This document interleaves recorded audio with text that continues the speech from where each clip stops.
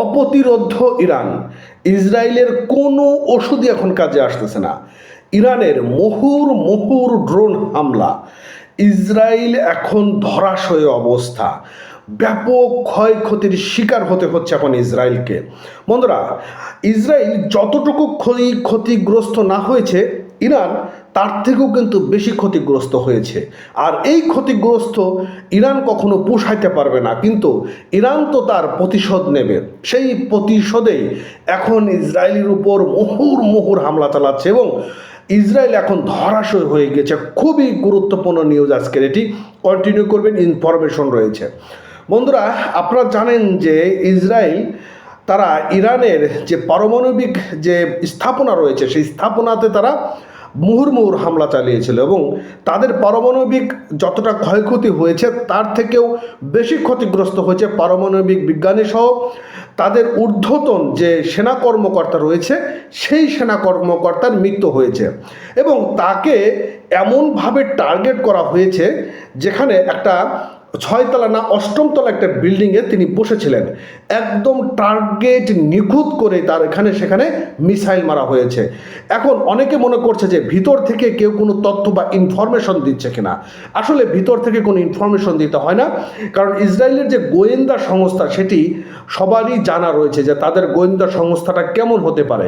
তো যাই হোক, ইরানের সবচেয়ে আপডেট যে নিউজটি সেটি আজকে আমি আপনাদের মাঝে শেয়ার করব কালবেলা পত্রিকার মাধ্যমে। অবশ্যই বন্ধুরা ভিডিওটি শেয়ার করবেন। ইসরায়েল হামলার জবাবে মুহুর ক্ষেপণাস্ত্র ব্যালিস্টিক হামলা চালাচ্ছে ইরান। সব বাধা এবং প্রতিরক্ষা ব্যবস্থা উপেক্ষা করে একের পর এক আঘাত হানছে তারা, আর গুড়িয়ে দিচ্ছে ইসরায়েলের গুরুত্বপূর্ণ স্থাপনা এবং ঘাঁটি। অর্থাৎ ইসরায়েলের যে একটা গুরুত্বপূর্ণ স্থাপনা রয়েছে, যেমন হতে পারে কোনো গবেষণা কেন্দ্র, হতে পারে তাদের যে মানে কর্মসূচি যেখান থেকে করা হয়, সেই কর্মসূচি জায়গাগুলোতে তারা একদম গুড়িয়ে দিচ্ছে। এইবার ইরান ইসরায়েলের বিমান প্রতিরক্ষা ব্যবস্থা আয়রন ড্রোন, মানে বিমান প্রতিরক্ষার ব্যবস্থা যে আয়রন ড্রোন, সেটিকেও তারা এই যে ড্রোন রয়েছে সেই ড্রোনের মাধ্যমে চুরমার করে দিয়েছে, গুড়িয়ে দিয়েছে এবং তাদের যে প্রতিরক্ষা সদর দপ্তর, সেই সদর দপ্তর কিন্তু তখন গুড়িয়ে দিয়েছে। শনিবার ভারতীয় সংবাদ মাধ্যম এনডিটিভির প্রকাশিত এক প্রতিবেদনে এমন তথ্য জানা গিয়েছে। সামাজিক যোগাযোগের মাধ্যমে প্রকাশিত এক ভিডিওতে দেখা গিয়েছে রাজধানীর তেল আবিবের কেন্দ্রস্থলে আঘাত এনেছে ইরানি মিসাইল।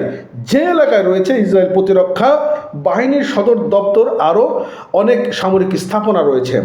19 সেকেন্ডের সে ভিডিও ক্লিপে আরও প্রকাশিত হয়েছে যে ইসরায়েলের আয়রন ড্রোন এবং ইরানি ক্ষেপণাস্ত্রকে বাধা দেওয়ার চেষ্টা করে, কিন্তু তা ব্যর্থ হয়ে যায়। আর ক্ষেপণাস্ত্রটি আয়রন ড্রোনকে বিদ্ধ করে সরাসরি আঘাত এনেছে প্রতিরক্ষা সদর দপ্তর ভবনটিতে। মানে বিষয়টা আপনারা বোঝেন, তারা যে মানে অ্যাটাকটা করছে, সেই অ্যাটাকটা ঠেকানোর জন্য ইসরায়েলের যে প্রতিরক্ষা ব্যবস্থা রয়েছে, অর্থাৎ আকাশ প্রতিরক্ষা ব্যবস্থা রয়েছে, সেই যে আপনাকে বলে ওটাকে মানে আয়রন ড্রোম, সেই আয়রন ড্রোমকেও মোটামুটি তছনছ এবং বিচূর্ণ করে ফেলেছে। মানে অর্থাৎ ইরান জানান দিচ্ছে যে তার এখন শক্তিটা কতটা পাওয়ারফুল হয়েছে। আর এই যে এখন তেল আবিব বলেন, ইরান মানে মধ্যপ্রাচ্য বলতে পারি, যে মধ্যপ্রাচ্য থেকে কিন্তু এখন তৃতীয় বিশ্বযুদ্ধের দিকেই মোটামুটি পৃথিবী প্রস্তুত হচ্ছে।